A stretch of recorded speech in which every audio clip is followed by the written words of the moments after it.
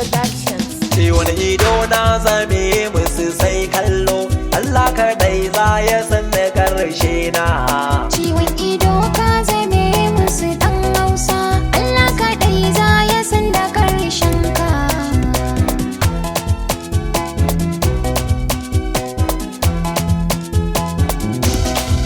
Na san a kyau na zarce mata, dan ba muni cikin na fuskata, amma akwai tambarin mamata, fari da kyawu kamar abana.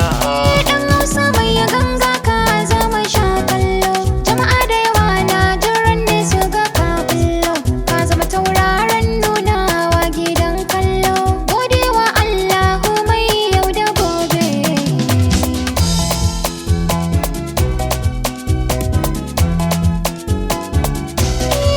Na ji magauta ma na cewa wai mu muke ɓata tarbiyyar yara, wannan lamari yan uwa na yi dubawa, sai na kai kuka na ga sarki mai kowa, domin shi ne za ya bi mana haƙƙinmu, Allah ga kurin rahimu kan kowa.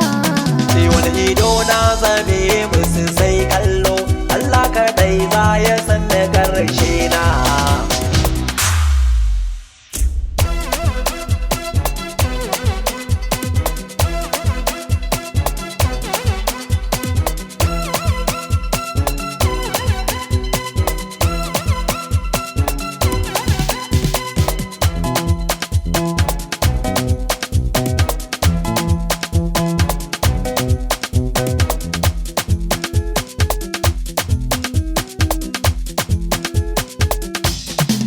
Ciwon ido ka zame musu ɗan Hausa, Allah kaɗai za ya san da ƙarshen ka.